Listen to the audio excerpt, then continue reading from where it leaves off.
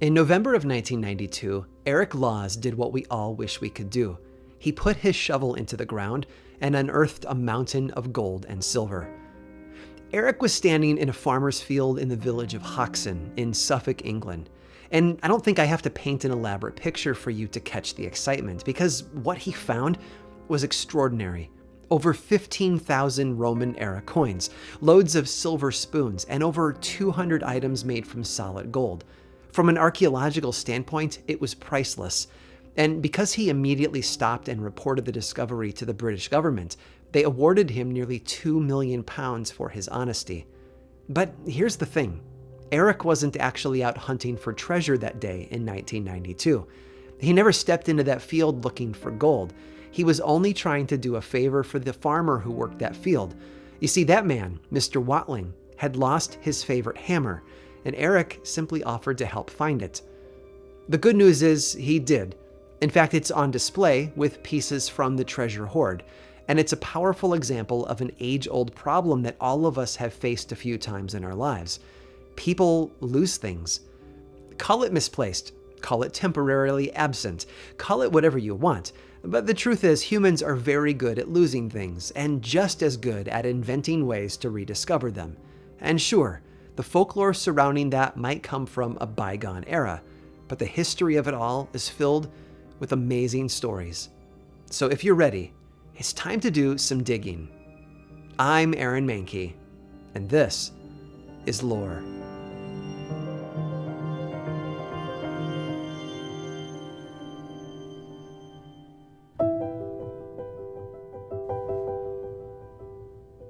All of us have attachments. That favorite handbag, a pocket knife we've carried for years, maybe a deck of cards from a lost loved one that you've always kept in a safe place. It's easy to grow attached to certain objects, especially if they're personal in origin. But we're also good at losing things. Sometimes it's just the remote control or the car keys, things that can be frustrating but never heartbreaking. But it's at the intersection of those two characteristics, our emotional attachment to certain items and our propensity to lose things, where the real drama begins. In the year 1210, a teenager named Fernando Martins left his home in Portugal to join a monastery. Within a few years, he was ordained as a priest and eventually found himself living and working in a Franciscan abbey under the priest the entire order was named for, St. Francis of Assisi. Now, one of the jobs Fernando had was guiding all the other members of the order in their studies. He was a smart guy, and the others learned a lot from him. But one day, his prized copy of the Psalms went missing. Now, it's bad enough to lose a book, but this was in an age when books were rare, and this particular copy had all of Fernando's personal notes scribbled in the margins. As you'd imagine, he was heartbroken, so he did what any good friar would do.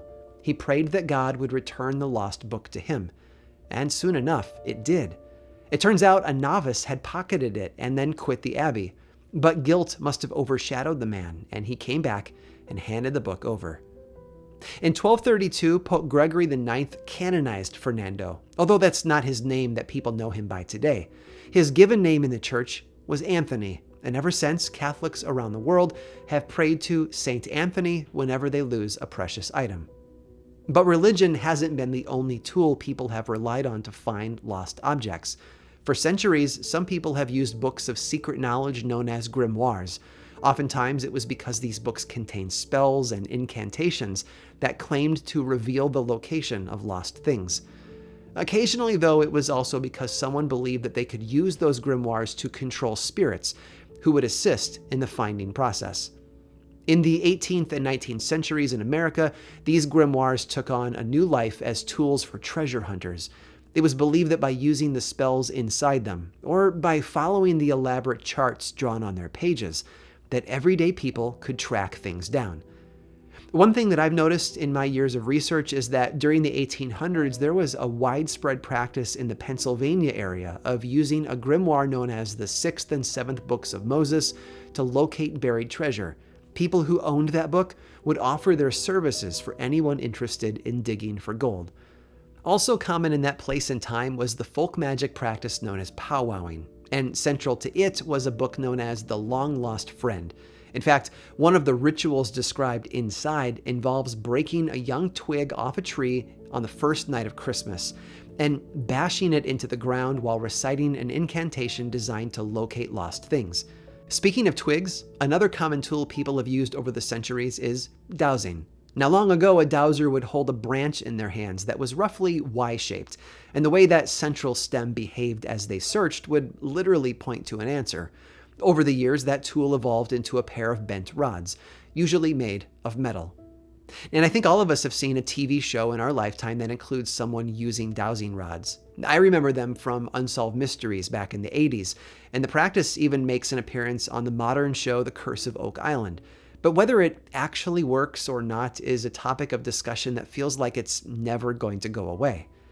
Back in 1917, the United States Geological Survey actually published a report on dowsing and divining rods, and it's so revealing that it's almost comical. Let me read you a couple of quotes. The use of a so-called divining rod in locating mineral or finding hidden treasure is a curious superstition that has been a subject of discussion since the middle of the 16th century and still has a strong hold on the popular mind. And then they add this. It should be obvious to everyone that further tests by the U.S. Geological Survey of this so-called witching for water, oil, or other minerals would be a misuse of public funds.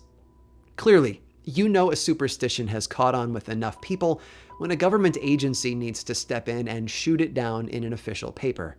Still, the important thing I think we should all walk away with isn't necessarily whether or not dowsing actually works, but that just a century ago, so many people believed that it did that the government had to step in. Sometimes belief doesn't keep up with the facts, and while that can lead to tragic results in the right circumstances, it has also left us with a deep well of surprising folklore. And uncovering that can be more than thrilling.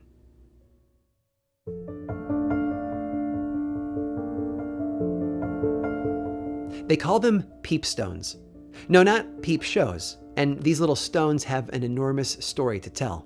But let's begin with how they work, and the best way to explain that is through a story. Back in the early 1900s, there was a pair of sisters living in Utah, in the town of Tooele.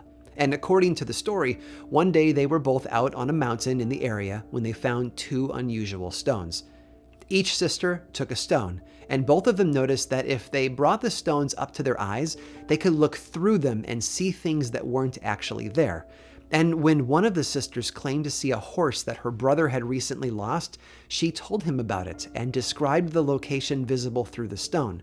Later that same day, he went to that spot, and wouldn't you know it, there was his horse. And stories like these pop up all over Utah. In another tale, a woman from the city of Logan claimed to be able to see the location of drowned bodies in a nearby lake simply by using her peepstone. And when a family wants nothing more than to know where their lost loved ones are buried, you can see why her guidance was so valuable. But the relationship between peepstones and Utah seems to go much deeper. In fact, they both share a common, recurring connection: Mormons. You see, there's apparently a description in the Book of Mormon about God touching a number of stones and then handing them over to his people to guide them.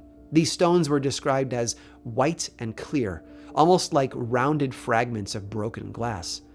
And some historians think this goes back to the state of New York, where Mormon founder Joseph Smith lived for a decade or so in the early 1800s. And at that same time, people all over Western New York were obsessed with what they called money digging, basically digging for the possibility of finding buried treasure. Now, of course, treasure is a complex term. You have to think about what would have been valuable to people in the 1820s. And while gold and silver are on that list, so are things like salt, fresh water, and the welfare of their livestock. And it seems that Joseph Smith participated in that early money-digging fad. For example, he and his father, Joseph Sr., were hired often to help locate fresh water and sink wells for it, and they apparently became popular as water wizards with the locals. And in 1825, the Smiths were approached by someone who claimed that there was an old mine near them with gold coins inside, but they needed help finding it. Sadly, that search never turned up the goods. And the secret weapon in Joseph Smith's arsenal? He claimed to have been given a pair of seeing stones at the same time as the golden tablets, what the Book of Mormon is said to be based on. stones that were said to give him the ability to view those tablets in a special way and to translate them. Smith himself even referred to these two clear stones as spectacles, highlighting both their physical nature and their purpose. Clear, glass-like stones through which the user peeps at hidden secrets. In other words, peepstones. As far as historians can tell, these stones, or at least the idea of them, eventually traveled across America to what is now the state of Utah. In fact, in 1841, just 3 years before his death, Joseph Smith is reported to have shown off his seeing stones to a group of 12 individuals, one of whom was Brigham Young, who would go on to found Salt Lake City. And one can't help but wonder if that sort of folklore, a belief in magic stones that reveal hidden things, just sort of climbed onto those wagons as they headed west. All we know for sure is that stories of peepstones are now scattered all throughout Utah history. For some, though, no tool was necessary. All they needed was their mind and a special gift to find the things their clients were looking for. And their stories added new meaning to that age-old phrase, seeing is believing.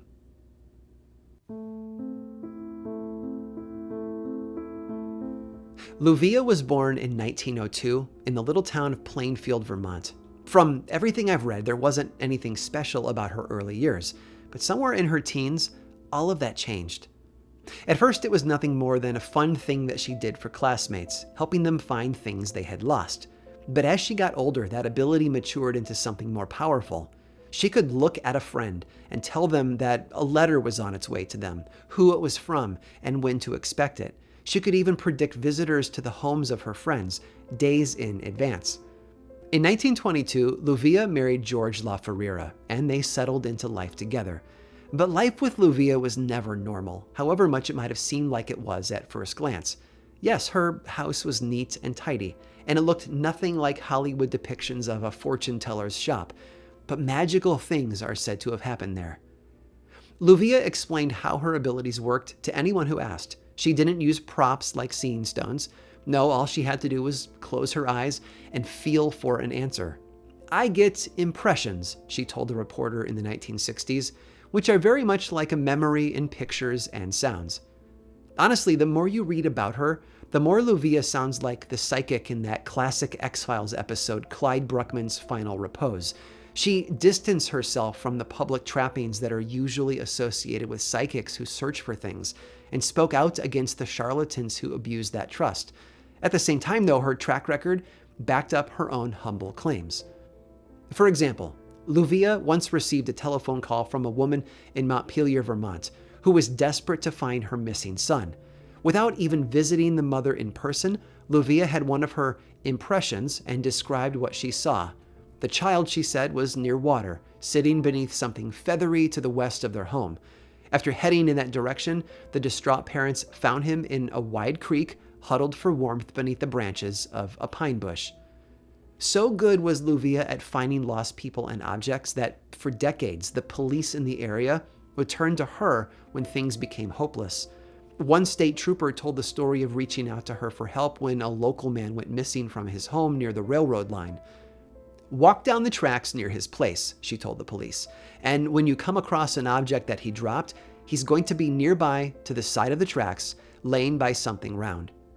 And sure enough, after finding a matchbook on one of the railroad ties, the police stepped into the field beside it, and that's where they found the man's body. And nearby it, a large wooden spool that had once held some sort of cable. While some people came to Luvia for help with a lost loved one, the most common requests were about missing items. One woman who wrote an article about Luvia in the 1960s said that she visited the psychic to find a coat she had misplaced. Not a matter of life and death, for sure, but when you love something, you want it returned, right? Luvia told her what she saw, that the coat was left on the back of a black chair. But that didn't sound right. She had looked at all of her chairs at home, but the coat was nowhere to be found. But finally, after asking around, she found the neighbor who remembered finding it and putting it in the back of a closet to hold for her. And where had she found it? Over the back of a black chair. One last story. A local man named Paul Heller published an article a few years ago about an experience he had with Luvia when he was a boy. His father had been keeping an eye on one of their cows, Daisy, who was pregnant and close to giving birth. But one day, she went missing. Paul and his father looked high and low, but couldn't seem to find the cow. So when a neighbor suggested Luvia La Ferreira, they decided to take a chance. She answered the phone, listened to their problem, and then paused for a moment before telling them about her impression. Daisy, she told them, was in a ravine nearby that was littered with boulders, and she seemed to be stuck and in trouble. Paul's father knew exactly where that spot was and rushed over. Sure enough, there was Daisy, caught in a barbed wire fence and unable to walk away. Luvia La Ferreira passed away in 1977 at the age of 75, and with her departure, Vermont lost a unique individual who helped countless people for over 5 decades, people who believed there was an answer to their troubles, even when they couldn't see it for themselves.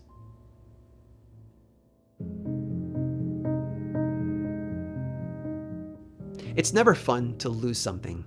All of us probably have a powerful memory from childhood about a precious toy we lost. Maybe it was a pet that ran away and never returned, or that feeling you get in the basement when you stand in front of that mountain of boxes and you know the thing you're looking for is in there somewhere. I'm willing to bet that humans have been misplacing things for about as long as we've been picking objects up and setting them down. So it isn't unreasonable to assume that we've been looking for ways to find them for just as long. From holy saints to forbidden books of magic, people have been willing to do just about anything for a shot at being reunited with whatever it is they've lost. And while the superstitions that have grown up around that notion might seem like they are from an old, bygone era, they've done a pretty good job of hanging on, right up to today. Luvia La Ferreira is a great example of that. Her life and career spans that journey from the days before automobiles were in every garage, all the way up to the space age, and it seems that the demand for her services never really faded away. Way back in the 1920s, just as she was beginning to get her sea legs, as it were, Luvia was awoken by a knock on her front door. She glanced at the clock and saw that it was barely 4 o'clock in the morning, but proceeded to drag herself out of bed.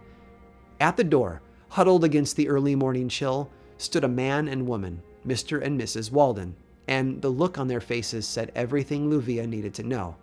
Their son had gone missing, and they were desperate for her to help in locating him. Luvia paused to form one of those impressions, and then pointed in a particular cardinal direction. "He's farther away than you'd expect," she told them, "but he's there in a shelter he made for himself, and he's doing just fine." As you might expect at this point, the Waldens found their boy exactly where Luvia said he'd be. And unlike so many other missing children, he got to go home. They had lost something, and Luvia had returned it to them. Many years later, Luvia was visited by a man who had lost something small.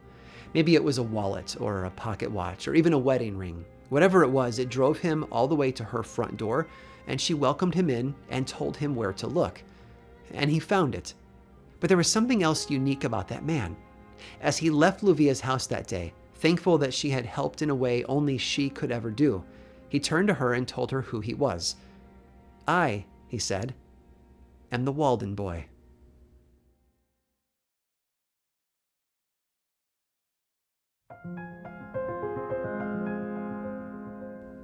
Allison was born in Scotland in 1826, but destiny would take her elsewhere.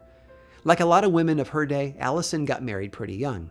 And when that husband, Stephen Hunter, converted to Mormonism in 1847, the two of them started planning a move to Utah. By 1849, they were on a ship heading across the Atlantic. Their destination was the brand new settlement of Salt Lake City, but she didn't stay there long. The handful of years after her arrival saw Allison experience divorce, remarriage, a series of moves, first to the western edge of Utah and then all the way across Nevada to Lake Tahoe. Honestly, there's a lot of busyness to her early story. Allison experienced a lot of change. In fact, by the time she met her third husband, Sandy Bowers, around 1859, she was known as Ellie. But there was one piece of her brief Mormon past that she had with her: a peepstone. Now, there are stories of Ellie using the stone to help others, too.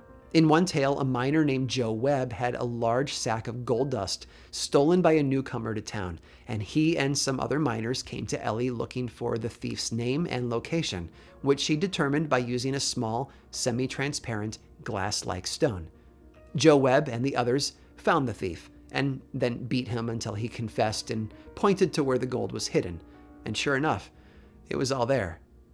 Now, don't get me wrong. Ellie Bowers got a lot of predictions right, but her record was never perfect.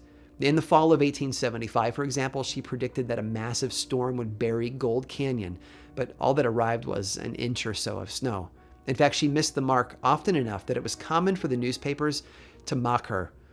But today, folks still refer to Ellie Bowers as the Washoe Seeress, and for a very good reason. You see, in 1858, she approached a well-known mail carrier named Snowshoe Thompson with an unusual request, one that would change her life. Thompson traveled a route between her place in Virginia City, over the Sierra Nevada mountains, and west to Sacramento. And it was in Sacramento that she hoped that he could obtain something for her, a new peepstone. Now, Thompson had never heard of such a thing, and so he asked her about it, and she described it in a way that will sound familiar to you by now. A small, glass-like stone through which she could look and find hidden or lost things. She told him that she already had one, but it had grown foggy and difficult to use, so she was hoping that he could find another one for her. Why? Because she thought she knew where a large vein of silver was located, and she wanted to find it. Sadly, Thompson struck out in Sacramento and returned empty-handed, so Ellie had to improvise with the peepstone she already had. But finally, after pushing all of her skills to their limits, she figured out where her men needed to dig and set them to work. And Thompson witnessed that work too. He watched as a pair of men dug the first hole, turning up small bits of silver ore as they did. But the progress wasn't encouraging enough for them, so they eventually quit and moved on. It seemed that Ellie Bowers had failed again. Well, for a moment though. Determined to prove that she was right, more miners were sent into the hole, and they dug deeper and longer. And just when they too were about to call it quits and move on to better prospects, they found it. A silver vein unlike anything they had ever seen before. It was a discovery that would put Virginia City on the map and would earn Ellie Bowers a fortune. And if you know your dates and places and general historical timeline, then you're probably already thinking what I'm about to tell you. That's right. Thanks to the power of a foggy old peepstone, a strong-willed woman from Scotland dug deep for something valuable in Nevada and ended up discovering one of the richest silver deposits in the world at the time, the legendary Comstock Lode.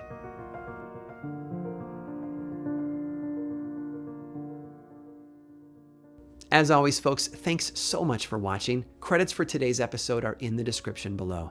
Lore has been a podcast since 2015 with nearly 400 million downloads to date. You can learn more about this show, plus the book series and the television adaptation over at lorepodcast.com. And of course, be sure to click on the subscribe button and the bell icon so that you don't miss future episodes. And if you enjoyed this episode, click the thumbs up too. And you can also follow this show on Twitter, Facebook, and Instagram. Just search for Lore Podcast, all one word, and then click the follow button. And when you do, say hi. I like it when people say hi. And as always, thanks for watching.